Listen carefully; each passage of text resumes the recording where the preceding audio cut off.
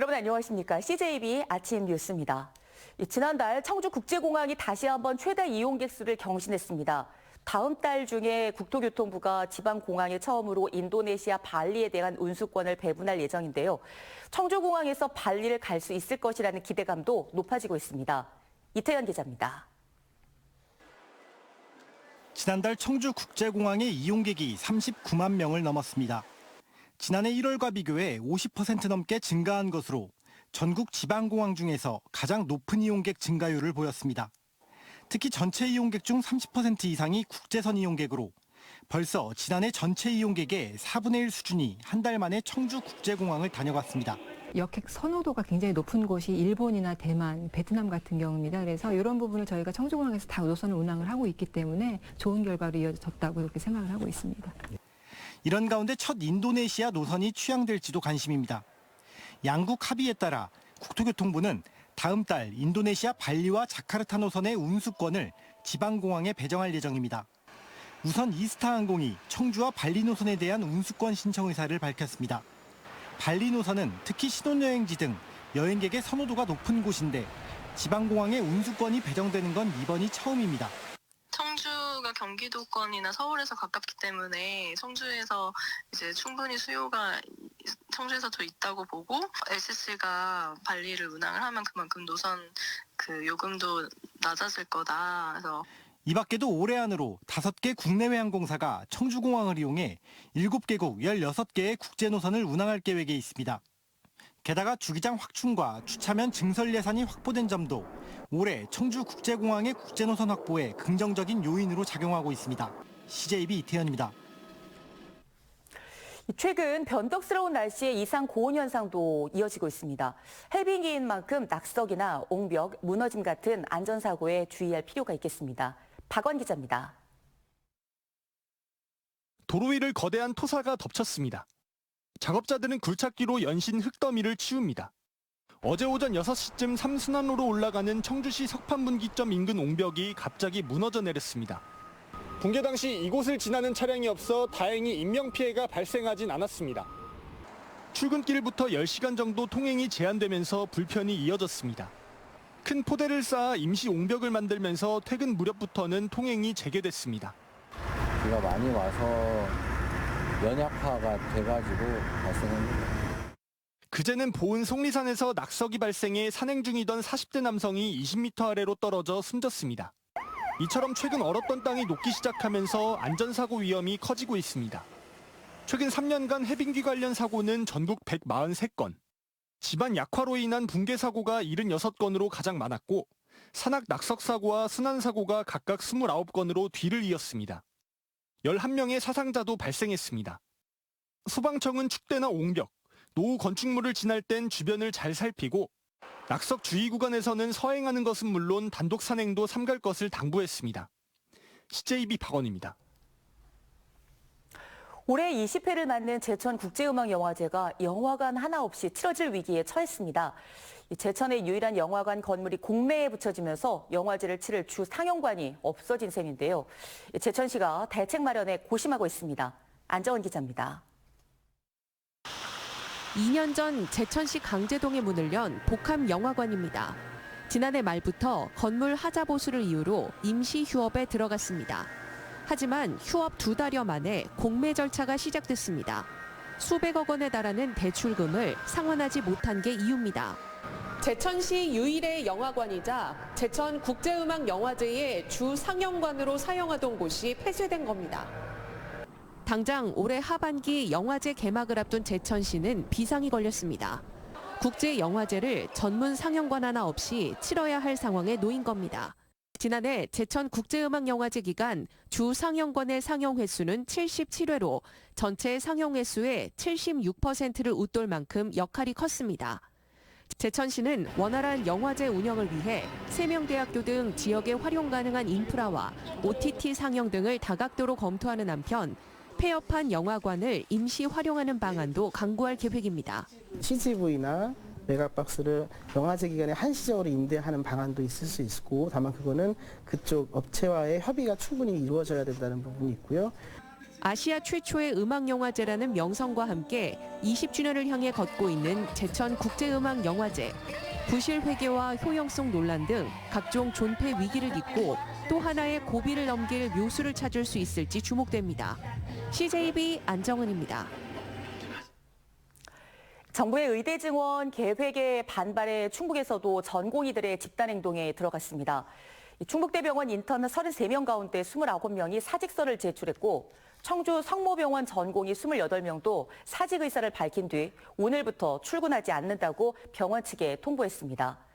또 건국대 충주병원 수련의 7명과 청주와 충주의료원 5명도 모두 사직서를 제출하고 출근하지 않았습니다. 이런 가운데 충북대학교와 건국대학교 글로컬 캠퍼스 의과대학 학생들도 학교 측에 수업 거부 의사를 밝혀 학사 일정이 연기됐습니다. 지난해 12월 붕괴 사고로 운영이 중단됐던 청주시의 눈썰 매장 시설물 철거 작업이 시작됐습니다. 청주시는 지난 16일 사고 책임을 물어 눈썰 매장 운영 대행업체에 계약 해지를 통보하고 당초 계약일보다 일정을 앞당겨 철거 작업을 벌이고 있다고 밝혔습니다. 이 눈썰 매장에서는 개장 하루 만에 비닐하우스 형태의 이동 통로가 붕괴돼 15명이 부상을 입었습니다. 친문으로 분류되는 더불어민주당 도종환 의원이 도내 민주당 현역 의원 가운데 처음으로 22대 총선 출마를 선언했습니다.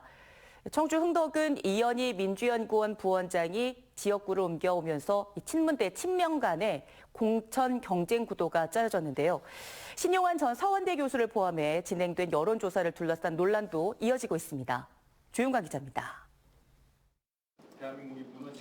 문재인 정부 문화체육관광부 장관을 지낸 도종환 의원이 청주 흥덕 4선 도전을 선언했습니다. 도 의원은 도내 국회의원 중 대표 발의 법안 본회의 통과율 1위 등을 내세우며 부드럽지만 강한 정치력으로 청주 발전을 완성하겠다고 주장했습니다. 친문 인사로 분류되는 도 의원은 자신의 불출마설이나 교육감 출마설 등에 대해 들어본 적도 권유받은 적도 없다고 선을 그었습니다.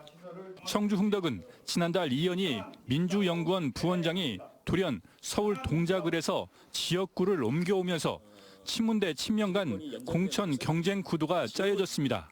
그래서 우리 당이 좀 늦어지고 있는 거에 대해서는 의원들과 현역 의원들과 그다음에 예비 후보 모두가 다 걱정을 하고 있고요. 빨리빨리 결정을 해주기를 촉구하고 있습니다. 이재명 대표의 15호 인재로 영입된 신용환 전 서원대 교수를 둘러싼 논란도 이어지고 있습니다. 최근 청주권에서 신전 교수를 포함한 여론조사가 진행된 가운데 조사 명단에서 빠진 일부 후보가 중앙당에 항의하거나 여론조사를 어디서 의뢰했는지 확인하는 상황도 벌어졌습니다. 오는 21일 청주에서 전국 투어 콘서트를 열 예정인 신 전 교수는 당 인재영입위원회 면담 이후 서울이나 청주 출마, 비례대표 등 향후 거취를 알 수 있을 것 같다고 밝혔습니다. 어느 지역에 들어갈 수 있다 없다 이런 것들은 이제 함정 판단을 가지고 데이터를 가지고 결정되겠지만 제가 볼 때는 어느 지역이든 쉬운 결정은 아니실 거라고 생각됩니다. 지역구로 나오시는 거는. 이른바 친명과 친문 갈등으로 공천 속도가 늦어지고 있는 가운데 민주당은 동남 4군 이재한, 제천 단양, 이경용 두 군만 후보를 확정했을 뿐 경선 명단 한 곳도 발표하지 못하고 있습니다. CJB 조윤광입니다. 국회의원 선거와 함께 치러지는 재보궐선거에서 국민의힘에서는 6명이 공천을 신청했습니다. 국민의힘 충북도당은 도의원 선거 청주 9선거구에 2명이, 청주시 의원 자선거구에는 4명이 공천을 신청했다고 밝혔습니다. 한편 아직 공천 신청을 마감하지 않은 더불어민주당의 경우 도의원 보궐선거에 1명, 시군의원에는 3명이 공천을 신청한 상태입니다.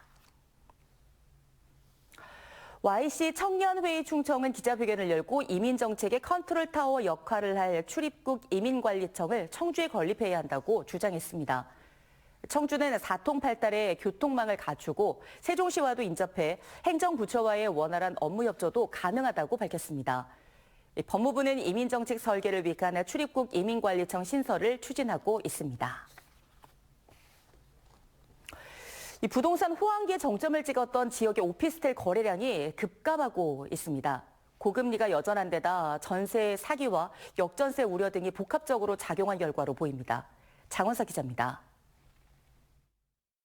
최근 지역의 공인 중개 사무실마다 오피스텔 매물을 찾는 발길이 뚝 끊겼습니다. 한때 소액 투자로 고수익을 올리는 매력적인 부동산 투자 수단으로 인기를 끌었지만 최근 고금리 속 전국적인 전세 사기와 역전세 현상까지 속출하고 있기 때문입니다. 매매 거래량이 뚝 떨어졌죠. 전세 수요도 좀 줄었고, 근데 전세가가 또 너무 하락이 되니까 이제 투자자들도 못 들어오겠죠. 전세가랑 매가랑 갭이 벌어지니까요. 한 부동산 정보업체가 국토교통부의 실거래가 공개 시스템 데이터를 토대로 분석한 결과 지난해 충북 지역 오피스텔 거래량은 384건으로 1년 사이 27%나 감소했습니다. 대전이 4%, 세종 11%, 충남 13% 감소한 것에 비하면 충북은 충청권에서 가장 높은 감소율을 기록했습니다. 충청권의 오피스텔 거래량도 최근 5년 새 최저치를 나타냈습니다. 충청권의 오피스텔 거래량은 부동산 호황기였던 지난 2021년 3,300여 건에서 지난해 1,900여 건으로 40%나 급감했습니다. 반면 고금리 속 오피스텔의 전국 평균 월세는 지난해 5월부터 꾸준한 상승세를 보이고 있어 실수요자들에게는 주거 비용의 부담으로 작용하고 있습니다. 업무용 오피스텔의 전세 입주의 경우 주택임대차 보호법의 적용 여부도 꼼꼼히 살펴야 합니다.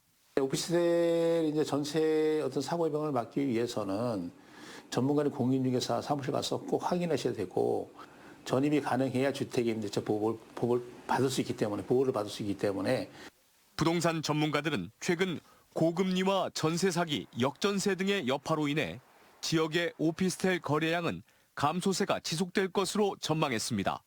CJB 장원석입니다. 충북보건환경연구원이 지난해 도내 13개 지역 65곳에 소음 실태를 조사한 결과 도로변 지역이 상대적으로 소음에 취약한 것으로 나타났습니다. 일반 지역의 경우 낮과 밤 시간대 100%와 85%의 환경 기준 달성률을 기록했지만 도로변 지역은 낮 시간대 46%, 밤 시간대는 38%의 달성률을 보였습니다. 또 시간대별로는 낮은 73%, 밤은 62%로 조사돼 밤이 소음에 취약했습니다.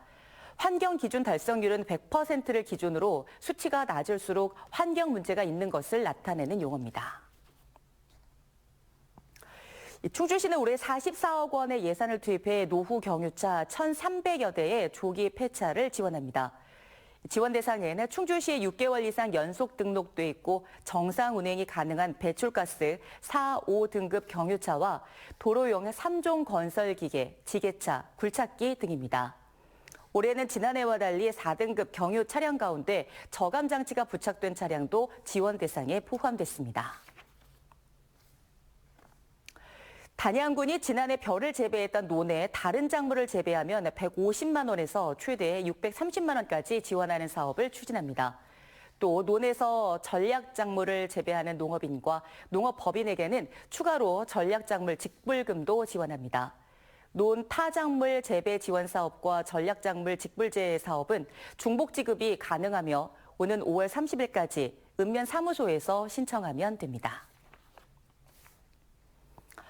음성군이 행정안전부와 국민권익위원회가 공동 주관한 2023년 민원서비스 종합평가에서 최고 등급을 받아 6년 연속 최우수 기관으로 선정됐습니다. 최고 등급인 가등급은 306개 공공기관 가운데 상위 10% 기관에게 주어지는 등급으로 음성군은 82개 군 단위 기초자치단체 가운데 1위로 가등급을 차지했습니다. CJB 아침 종합 뉴스를 모두 마칩니다. 고맙습니다.